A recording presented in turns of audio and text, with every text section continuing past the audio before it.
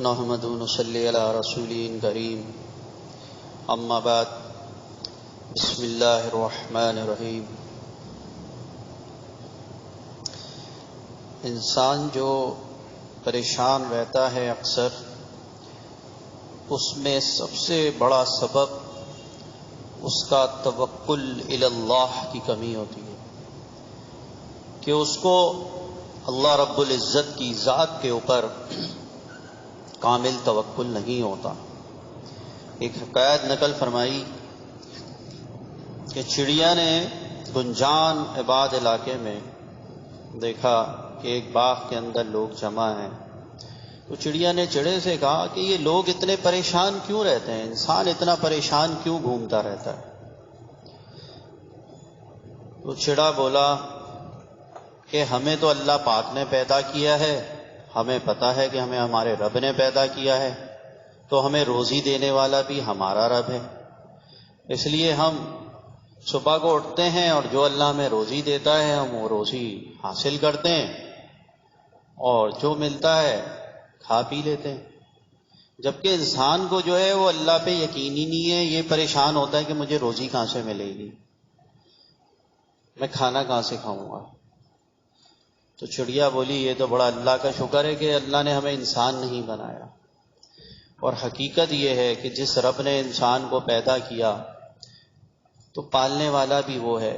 بس مفسرین یہ لکھتے ہیں، بزرگان دین کہتے ہیں کہ بھائی جو جانور کو اللہ رب العزت روزی دیتا ہے، جو اس کو ملتا ہے اس کو صبر و شکر کر کے حاصل کرتا ہے، کھا لیتا ہے، جبکہ انسان کے جو نصیب میں اللہ نے اس کا رزق لکھا ہوا ہے، روزی لکھی ہوئی ہے، وہ کہتا ہے کہ نہیں یہ روزی کم ہے، میری تو یہ ہونی چاہیے۔ اس کی اندر طمع اور لالچ بہت زیادہ ہے کہ مجھے تو اتنا ملنا چاہیے، یہ تو مجھے کم ملا ہے۔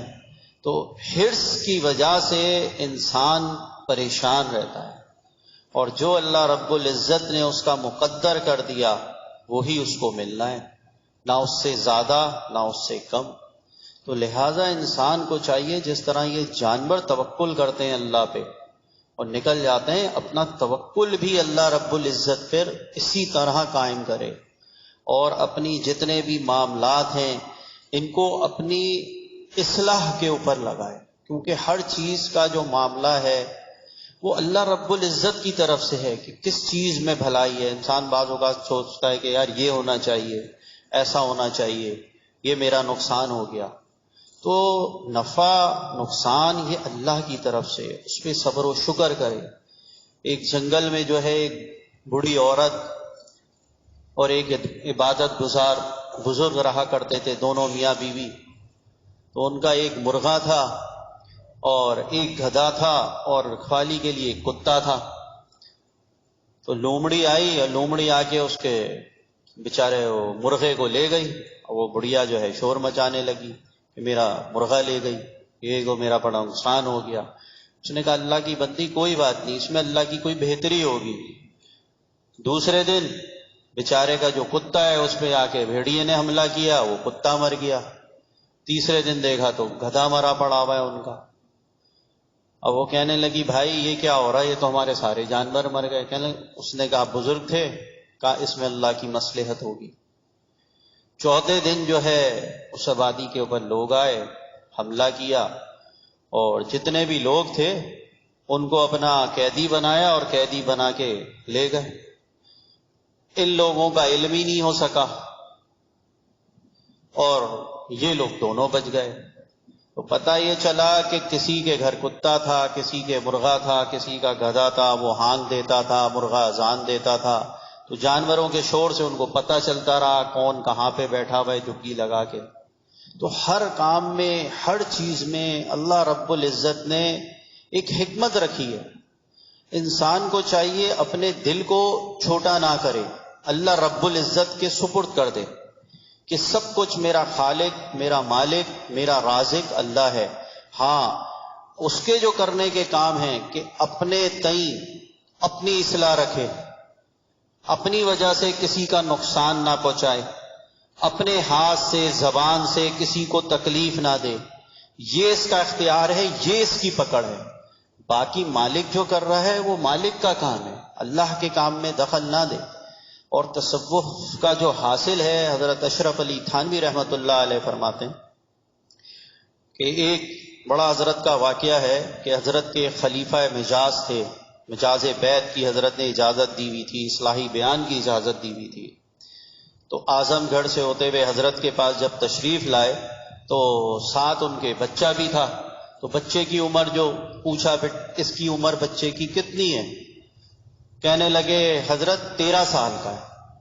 تو حضرت تھانوی رحمۃ اللہ علیہ نے فرمایا اس کا آپ نے ٹکٹ پورا لیا ہے یا آدھا لیا ہے؟ کیونکہ 12 سال کے بچے کا ٹکٹ آدھا ہے ریلوے کا اس وقت، اور یہ بچے کی عمر 13 ہے، تو آپ نے کتنا لیا؟ اپنے خلیفہ سے پوچھا۔ اصلاح کی اتنی ہمارے بزرگوں کی نگاہ ہوتی ہے جب اصلاح کسی کی کرتے ہیں یا کام لینا ہوتا ہے اللہ رب العزت کی طرف سے۔ حالانکہ عبادات میں، معاملات میں، تہجد میں، ہر چیز میں، اوراد و وظائف میں پورے، اس کے باوجود آپ نگاہ دیکھیں اصلاح کے اوپر کہ یہ معاملات میں کیسا ہے۔ تو اپنے خلیفہ سے پوچھ رہے ہیں ٹکٹ کتنا لیا؟ کہنے لگے حضرت ٹکٹ تو میں نے آدھا لیا، کیونکہ دیکھنے میں یہ 12 سال کا لگتا ہے، تو میں نے کہا چلو آدھا ٹکٹ لے لیتا ہوں۔ تو حضرت تھانوی رحمۃ اللہ علیہ نے فرمایا اس کا مقصد آپ نے ریلوے کا آدھا پیسہ غصب کیا، چوری کی، آدھا پیسہ غصب اور چوری کی، لہذا غاصب اور چور اصلاح کرنے کے مقام پر نہیں بیٹھ سکتا۔ آج سے ہم آپ کی خلافت مجاز بیت کو منسوخ کرتے ہیں۔ سارا معاملہ اس سے سمجھ لینا چاہیے کہ اصلاح کا مقصد کیا ہے۔ اصلاح کا مقصد یہی ہے کہ خالی داڑھی ٹوپی ان ساری چیزوں کا معاملہ نہیں ہے، سارا معاملہ جو ہے دل کا ہے اور معاملات کا ہے۔ اگر کوئی شخص معاملات میں درست ہے تو وہ کامل ہے، اور اگر معاملات کے اندر ہی درست نہیں ہے تو بس سمجھ لیں کہ وہ شیطان آدمی ہے۔ پھر وہ شیطان آدمی ہے، وہ ظاہری صرف جو ہے بھیڑیا ہے، کہ بھیڑیا شکل سے تو بڑا خوبصورت نظر آ رہا ہوتا ہے لیکن جاؤ تو حملہ کرتا ہے، لیکن اللہ رب العزت نے اس کے اندر بھی بڑے زبردست اوصاف رکھے ہوئے بھیڑیے کے اندر، کہ وہ ماں باپ کی مرتے دم تک بھیڑیا خدمت کرتا ہے، ان کو شکار لا لا کے دیتا ہے۔ تو انسان تو پھر اللہ معاف کرے جانور سے بھی بدتر ہے۔ وہ شخص جس کے معاملات درست نہ ہوں وہ تصوف کے اندر نہیں چل سکتا، تصوف کے اندر اس کو بالکل اجازت نہیں ہے کہ وہ کسی کی اصلاح کرے یا معاملات کو چلائے، اس کو چاہیے کہ اپنی اصلاح کرے۔ تو لہٰذا ہر چیز کا ہمارے بزرگ حاصل یہی کرتے ہیں کہ بھائی اصلاح کا تو مقصد یہ ہے کہ تمہارے معاملات، معاشرت، معیشت، یہ ساری چیزیں تمہاری درست ہوں۔ جب تمہاری یہ چیزیں ہی بزرگوں کی صحبت میں آنے سے، بیٹھنے سے درست نہیں ہوں گی تو پھر تمہاری اصلاح نہیں ہوگی۔ اور اصلاح اس کی ہوتی ہے جو نیت لے کے آتا ہے، اور شیخ کے پاس آنے کا مقصد، ہمارے شیخ حضرت مولانا عبد الواحد صاحب رحمۃ اللہ علیہ فرماتے تھے بیت نکلا ہے بے سے، بیچ دینے سے۔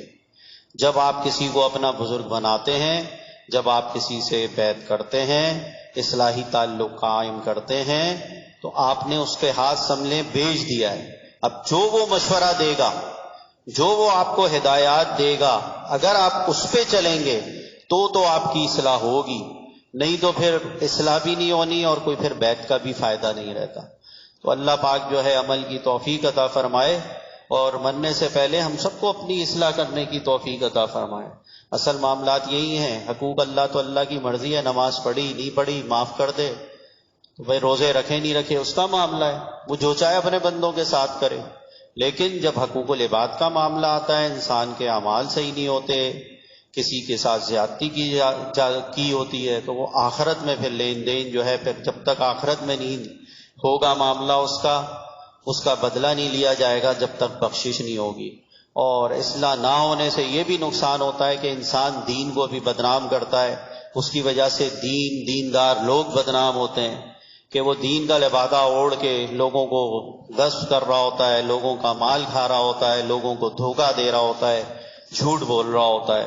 تو اس لیے اپنی اصلاح کی ضرورت ہے، اور خاص کر جن لوگوں کو اللہ نے داڑھی ٹوپی رکھنے کی ہدایت دے دی ہے، ان کو تو بہت ہی زیادہ ضرورت ہے کہ اپنا اصلاحی تعلق قائم کریں، کیونکہ اس وقت تو یہی دیکھنے میں آ رہا ہے کہ بھائی بظاہر داڑھی ٹوپی رکھ لیتے ہیں اکثر لوگ اور معاملہ اس کے برعکس چل رہا ہوتا ہے، پھر لوگ آ کے شکایت کرتے ہیں اکثر لوگوں کی۔